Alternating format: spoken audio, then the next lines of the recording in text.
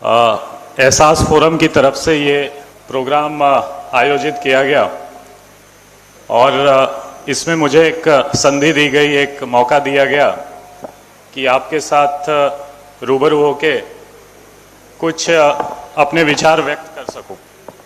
पर देखिए इसमें क्या होता कि इन्होंने नाम मेरा लिखा है वक्ते में, पर मैं मेनली जो आया था ये सुनने के लिए बस, ठीक है। क्योंकि किसी सब्जेक्ट में आप वक्ते तब होते या बोलने वाले तब होते हैं जब आपको उसका एक्सपर्टाइज हो, नॉलेज हो। जैसे अभी एडवोकेट फारूक साहब ने विस्तार से आपको हिस्टोरिकल, कल्चरल, सोशल और इंडिया के कंटेम्पररी टाइम, अभी की जो टाइम में उसका रिलेशन है, उसके बारे में आपको विस्तार से बताया। तो ऐसी अंडरस्टैंडिंग होनी चाहिए, ऐसी समझ होनी चाहिए, फिर आप किसी इशू पे बोलने आते हो। बट इस हम्बल एक एक्सेप्टेंस के साथ कि इसमें मेरी नॉलेज ABCD जैसी है और इन्होंने मुझे ऐसे लिखने बोला है, ठीक है। तो इस एक हम्बल एक्सेप्टेंस के साथ मैं दो चार बात आपको बोलूंगा जो मूलतः एकदम जनरल बात होगी, सब्जेक्ट के डीप नॉलेज की बात नहीं होगी, जो कॉमन आम इंसान की जो ऑब्जर्वेशन है, जो नॉलेज है, वो उस पर बात करेंगे।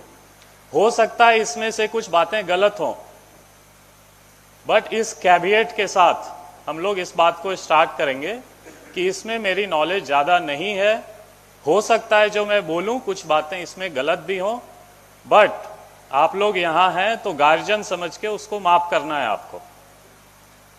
देखिए इसमें जो हमारा टॉपिक है कि पैगंबर मोहम्मद साहब, इनकी मानवतावादी जो चीज़ें हैं, जो इस्लामिक फेथ में जो मानवतावादी चीज़ें हैं और जो हमारा भारतीय समाज है, स्पेशली आज का जो भारतीय समाज है, जो हमारी सामाजिक व्यवस्था है, उसको और कैसे अच्छा बना सकते हैं, अभी क्या प्रॉब्लम्स हैं, और जो एक्चुअल उनकी ओरिजिनल थिंकिंग थी उस फेथ की, उस विश्वास की, उनकी पूरी लाइफ एक टीचिंग्स हैं जो उन्होंने लिखा भी है। जैसे कुरान हम लोग पढ़ते, आप लोग सब लोग जानते होंगे कि ये कोई लीनियर बुक नहीं है, ये टाइम वाइज नहीं लिखा गया है जिसमें कि ये जैसा आप एक स्टोरी खत्म हो तो दूसरी स्टोरी स्टार्ट होती, ऐसा नहीं है। इसमें जो उन्होंने लाइफ जिया है, जो उनकी जिंदगी है, उसमें जो जो घटनाक्रम हुए हैं उनका विस्तार है और उनसे हम कैसे सीखते हैं, एक हमारा सोशल नॉर्म कैसे बनता है, ये है उसमें। इसलिए आप देखेंगे कि कुरान में एक दो बातों को अलग अलग जगह बताया गया है। आपको लगेगा ये रिपीटेशन है या एक बात यहाँ है, तो अनलेस अनटिल, जैसा इन्होंने भी बताया, आप कॉन्टेक्स्ट को समझेंगे, उसका पार्श्वभूमि में क्या है, या फिर टोटैलिटी में देखेंगे। अगर आप ये दोनों चीजें नहीं करते हैं तो आपको बहुत सारी चीजों की गलत मीनिंग मिलेंगी उसमें। बहुत सारी चीजों को अगर सिंपल एक दो सेंटेंस या एक दो पैराग्राफ उठा के अपन विश्लेषण करने बैठे और उस टाइम की क्या व्यवस्था थी उसको छोड़ के अभी की व्यवस्था में उसको डायरेक्टली फिट करें, तो बहुत चीजों का हमें गलत मीनिंग निकलता है जो हम पूरी समझ नहीं पाते। जैसा इन्होंने एक दो वर्ड बताया भी, काफिर हो, नॉन बिलीवर्स हो, जिहाद हो, या ऐसे जो भी चीजें हों। तो हमारा कहने का ये मतलब है कि जब भी कोई भी हम धर्म ग्रंथ उठाते, चाहे इस्लाम से रिलेटेड हो, क्रिश्चियनिटी से, बुद्धिज्म से, हिंदुइज्म से, जैनिज्म से, कोई भी धर्म ग्रंथ उठाते हैं तो थोड़ा सा उसको कॉन्टेक्स्ट में, किस टाइम पीरियड में ये लिखा गया है, उस टाइम पीरियड में क्या हकीकत थी, क्या सत्यता थी, क्या सिचुएशन था, उसको समझ में अभी का इंटरप्रिटेशन उस हिसाब से होना चाहिए। ये सभी के लिए लागू है। बट अभी क्या हो गया है हमारे समाज में, पहले क्या होता था, हम लोग जो भारतीय संस्कृति थी कि इसमें संवाद होता था, एक डायलॉग करते थे, दूसरा डायलॉग करता था, जो जीतते थे उनकी बातें मानी जाती थी। बट अभी संवाद की जगह वाद और विवाद होता, कि जो स्पेस फॉर कम्युनिकेशन जो था, कि आप संवाद करो, आप अपनी चीजें बताइए, मैं भी अपनी चीजें बताऊंगा, जो दोनों में कॉमन ग्राउंड है, अच्छी चीजें हैं वो एक्सेप्ट करेंगे, जो बुरी चीजें हैं उसमें इंप्रूवमेंट करेंगे, तो इसको संवाद बोलते थे। अभी क्या हो गया है, मैं आपकी गलती निकालूंगा, आप मेरी गलती निकालो और उस पर फिर विवाद करेंगे। ये कहां होगा? सबसे ज्यादा जो बिना काम के लोग सोशल मीडिया पे बैठे हैं। इस पे सोशल मीडिया पे जो हमारे पास केसेस आते पुलिस डिपार्टमेंट पे आजकल, ये मोस्टली यही केसेस आ रहे। व्हाट्सएप पे इसने ये स्टेटस रखा, फेसबुक पे उसने वो स्टेटस रखा, इन्होंने ये स्पीच दिया, उन्होंने वो स्पीच दिया, और यही चल रहा है। हम सब इसी में उलझे हुए हैं। जो दूसरे धर्म को जानते भी हैं, जानने की कोशिश करते हैं, वो इसलिए कि इसको मैं जानता हूं और इसमें कमियां निकाल के इनको बताऊंगा, मैं इसलिए ये धर्म जानना चाहता हूं। ऐसी एक नौबत आ गई है कि मैं लेट्स से कुरान के बारे में थोड़ा सा इंटरनेट पे पढ़ता भी हूं, तो मैं इसलिए पढ़ूंगा कि इसमें चार चीजें गलत लिखी हुई हैं मेरे हिसाब से, और उस बातों पे, उस 4 चीजों पे मैं इनको क्रिटिसिज्म करूंगा। तो चीजें हम लोग जो जान भी रहे हैं वो इसलिए कि क्रिटिसिज्म करने के लिए, ये इसमें खराब लिखा हुआ, तुम में ये गलत है, तुम में वो गलत है। जो अच्छी चीजें हैं 99% उनको नहीं जानना है हमें। और इसी बात को लेके पुलिस केस हो रहे, दंगे फसाद हो रहे, और हम सब, पूरी यंत्रणा इसी में उलझी पड़ी है हमारी। तो कहने का मतलब है कि जो ऐसे फोरम्स हैं जहां पे हम लोग थोड़ा सा बैठ के एक दूसरे के बारे में जान सकते हो कि एक्चुअल टीचिंग क्या है, एक्चुअल कंटेक्स्ट क्या है, जो टर्म्स का यूज, मिसयूज, एब्यूज हो रहा, उसका एक्चुअल मीनिंग क्या है, ये अगर 4 लोग, दूसरे लोग भी जाने और हमारा नॉलेज का थोड़ा आदान प्रदान हो, तो बहुत सारे मिसकम्युनिकेशन, कंफ्यूजन अपने आप दूर होती हैं। बट ये स्पेस धीरे धीरे लिमिटेड होता जा रहा है। जो स्कोप और स्पेस है एक संवाद करने का, ये बहुत लिमिटेड होता जा रहा है। इनफैक्ट मैं बताऊंगा कि जो मॉडरेट्स हैं, जो कि एकदम कट्टरवादी नहीं है, उनके लिए स्पेस कम होता जा रहा है आजकल हर एक धर्म में। अगर आपको लीडर बनना है किसी, मान लो, समुदाय का, तो उसमें आपको एकदम एक्सट्रीम पोजीशंस लेने होते हैं। ये आज में एक थोड़ा सा हमारा दुर्भाग्य है कि अनलेस अंटिल आप छोटी छोटी चीजों को एक्सट्रीम में ले जाके रिटोरिक्स पे बातें नहीं करते हैं, एकदम बहुत बढ़ा चढ़ा के बातें नहीं करते हैं, तो आपको समझा जाएगा कि आप तो किसी काम के नहीं लीडर हो, आपने हमारी बात उठाई ही नहीं। जैसे मुसलमानों में भी एक टर्म हो गया, आप सरकारी मुसलमान हो, कि आप सरकार के नुमाइंदे हो, उनके रिप्रेजेंटेटिव हो, उनके मोल हो। अगर पुलिस डिपार्टमेंट का कोई बात लेके जाता है तो उनको बोलेंगे ये तो पुलिस वाला हो गया, इसने पुलिस वालों के साथ सेटिंग कर ली है। तो मेरा कहने का मतलब है कि जो स्कोप ऑफ मॉडरेट्स हैं, स्पेस उनके लिए वो थोड़ा सा लिमिटेड हो गया है। जो ऐसे फोरम का यूज करके, जहां पे हम लोग थोड़ा सा फ्रीली बैठ पाएं, जहां पे थोड़ा सा फ्रीली डिस्कस कर पाएं, जहां पे कॉन्टेक्स्ट समझ पाएं, आज भारत में क्या एप्लीकेबल है वो समझ पाएं, तो हमारे लिए जो समाज है, हमारा मल्टीकल्चरल समाज है, हमारा संविधान बताता है सब एक साथ हैं, समानता रहनी चाहिए, सारे फेथ एक साथ एग्जिस्ट करेंगे, ये तभी पॉसिबल हो पाएगा। इसके लिए मैं एहसास फोरम और जो भी ऑर्गेनाइजर्स हैं उन सबका फिर से धन्यवाद करता हूं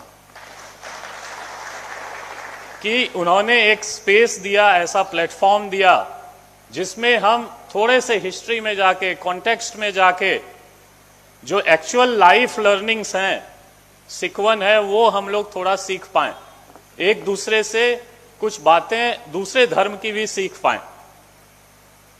अब अगर एकदम से टॉपिक पे आए तो बहुत डिटेल में एडवोकेट साहब ने बताया भी, और आगे भी जो हमारे पढ़े लिखे लोग हैं इस मामले में वो बताएंगे। बट जो मेरी ऑब्जर्वेशन है कि उनकी लाइफ लर्निंग से हम क्या सीख सकते हैं, बहुत डिटेल में इन्होंने बताया। एक समानता, इक्वालिटी जिसको बोलते, समानता का मतलब है कि अगर ह्यूमन बीइंग्स है, अगर आदमी है कोई, अगर इंसान है तो सब समान है। ये बेसिक टीनेट्स है। अगर इस्लामिक फेथ का बोलें तो सबसे बेसिक यही है कि सब समान है। इस्लाम में बताते 5 पिलर्स हैं, फेथ है, जकात है, ऐसे ऐसे 5 चीजें बताई जाती हैं। बट उन सब में जो एक बेसिक चीज निकल के आती है कि हम लोग सब लोग समान हैं। एक कम्युनिटेरियन फीलिंग जिसको बोलते, कि साथ में हमें नमाज पढ़ना है, साथ में खाना खाना है। तो एक जो कम्युनिटेरियन फीलिंग है, ये उनकी लाइफ लर्निंग से हम सीखते हैं, जो कि अभी हमें, अगर हम लोग भारत में अप्लाई कर पाएं, इंडिया में अप्लाई कर पाएं, तो एक बहुत बड़ी बात होगी। आज की सामाजिक व्यवस्था में अप्लाई कर पाएं तो। दूसरा एक चीज जो है, अगर आप कुरान भी पढ़ेंगे, हादिस पढ़ेंगे, तो बहुत बार टर्म यूज होता है, जैसे अपने पहले स्पीकर्स ने बताया भी, जुल्म, अल जुल्म, ये लगभग 200 बार बोलते हैं कि ये टर्म यूज हुआ है, और लगभग 100 बार, संबर बार सब्र, ये टर्म यूज हुआ है। तो इसका मतलब है कि जो अन्याय है, जो जुल्म है, इसकी आवाज सिर्फ हम अपने लिए नहीं उठाएं, हमारे आसपास जो चीजें हो रही हैं, चाहे वो किसी भी कम्युनिटी से हो, इसके लिए हम आवाज उठाएं, उसकी दर्द को हम अपना दर्द करके समझें। इसको मानवता जो बोलते, ह्यूमैनिटेरियन फीलिंग, ये एक बात होती है। दूसरी बात जो मैंने बताया, सब्र की बात, जिसको बोलते इंग्लिश में पेशेंस रखना, थोड़ा सा धैर्य रखना, ये आज के टाइम में अपने को बहुत कम देखने को मिलता। जिसको बहुत टर्म अभी इंडिया में यूज भी हुआ, इनटॉलरेंट हो जाना, टॉलरेंस की फीलिंग, सब्र रखने की, पेशेंस रखने की फीलिंग बहुत कम हो गई है। थ्रेशोल्ड इतना खराब हो गया, किसी ने कुछ एक मैसेज डाल दिया, उस पे भी आग लगने वाली बात हो जाती है। चाहे हर एक समाज में आजकल किसी ने कुछ बोल दिया, किसी ने व्हाट्सएप स्टेटस रख लिया, तो हम लोग एक दूसरे के जान लेने पे आ जाते हैं, एक दूसरे से झगड़ने पे लग जाते हैं। पड़ोसी सेजारी आपस में झगड़ने में लगे हुए हैं। ये सिर्फ धर्म पे नहीं है, सब्र देखेंगे एकदम normal day to day life में कम हो गया है। आपके सामने जो चल रहा व्हीकल, 2 व्हीलर पे अगर रोक दिया उसने 4 मिनट, तो उतर के आप उससे झगड़ा करते हो। पार्किंग को लेके फायरिंग हो रहा। तो ये जो सब्र है, आपस में मानवता की फीलिंग, फॉरगिवनेस की फीलिंग, जो हमें मूल टेनेंट्स हैं इस्लामिक फेथ की, ये अगर हम लोग आज अप्लाई कर सकें अपने समाज में, अपनी सोसाइटी में, तो एक बहुत बड़ी बात होगी। हमारा बहुत सारा प्रॉब्लम ऐसे ही सॉल्व हो जाएगा। जो हम बोलते कि इंडिया में एक डेमोग्राफिक डिविडेंट है, एक यूथफुल कंट्री है, जवान कंट्री है, अगर बोलें सरल भाषा में, तो हमारा पॉपुलेशन सेकंड हाईएस्ट है, कुछ दिनों में हाईएस्ट हो जाएगा, जिसमें यूथफुल पॉपुलेशन सबसे ज्यादा है पूरे वर्ल्ड में। और अगर हम इसी छोटी छोटी बातों में झगड़ते रहे, तो ये जो पॉपुलेशन है, ये स्ट्रेंथ नहीं रहेगा, ये वीकनेस है, हमारी कमजोरी रहेगी। जो हम आजकल समाज में देख रहे हैं, नांदेड़ की बात हो, एकदम लिमिटेड देखो आप, इतनी हमारी यूथ पॉपुलेशन है और सबके पास काम, बोलोगे सरकारी जॉब या एकदम पैसे वाला काम बहुत लोगों के पास नहीं है।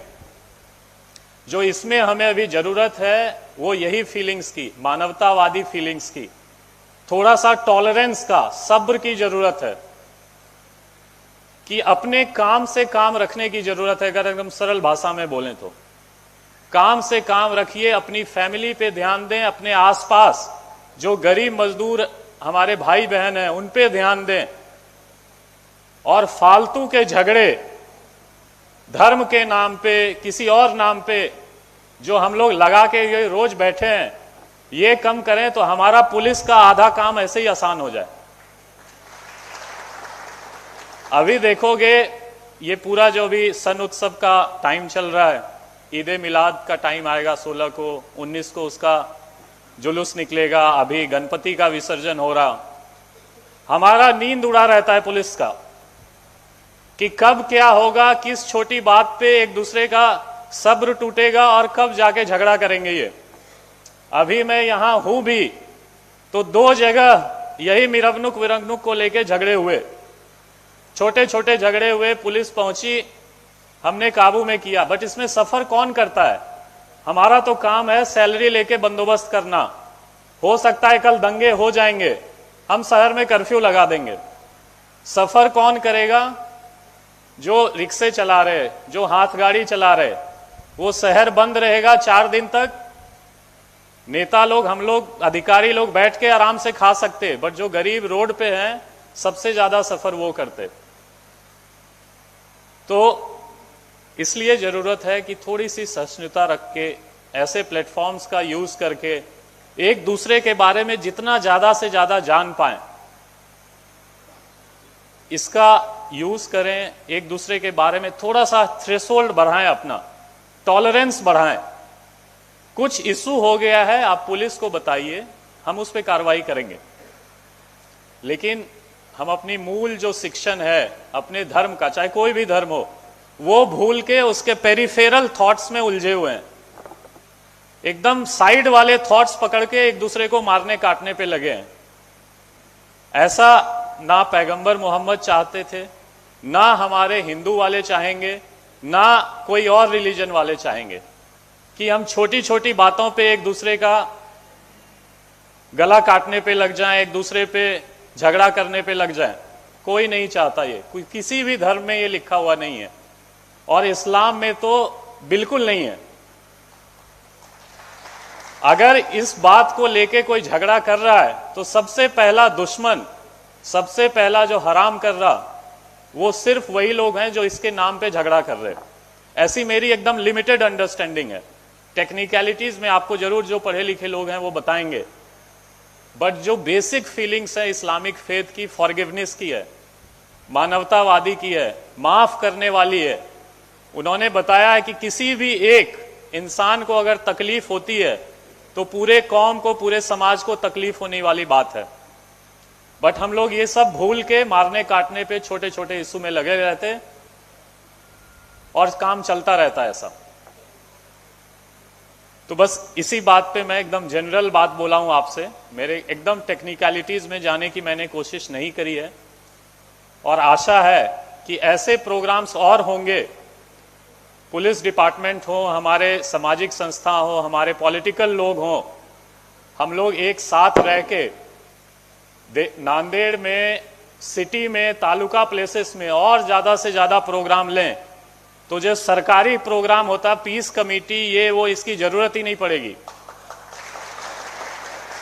हम लोग एक ग्राउंड बेस्ड मूवमेंट बनाए नांदेड़ में कि एक दूसरे से सीखें, एक दूसरे के बारे में जानें, और एक साथ रह के ये जो सन उत्सव आते, बंदोबस्त आते, इसमें थोड़ा सा टॉलरेंस रख के आगे बढ़ें। इसी बात पे मैं फिर से एक बार आयोजक को बहुत बहुत धन्यवाद देता हूं, उन्होंने ऐसा प्रोग्राम रखा, और शुभकामना देता हूं कि ऐसे प्रोग्राम हम लोग और रख पाएं और मोटी संख्या में लोग आए, पार्टिसिपेशन और ज्यादा हो, और पुलिस डिपार्टमेंट का काम कम से कम हो जाए। Thank you so much. Thank you.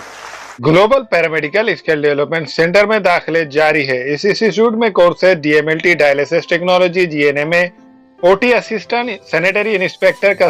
Maharashtra paramedical council का रजिस्ट्रेशन की सहूलत 10 के बाद 2 साल डिप्लोमा करने पर BSc में दाखिला मिलेगा। इन कोर्सेज में दाखिले जल्द लेकर एक कामयाब मुस्तकबिल की सिमत कदम बढ़ाए। Global paramedical skill development centre, Maltekdi road, Ubaid residency, Nanded. अस्सलाम वालेकुम, मैं अखिल मिर्जा। हमें उम्मीद है कि आपको हमारा चैनल अच्छा लगता होगा। लेटेस्ट न्यूज अपडेट के लिए देखते रहे नांदेड़ उर्दू न्यूज, और न्यूज के पसंद आने पर लाइक, शेयर और सब्सक्राइब करना ना भूलें।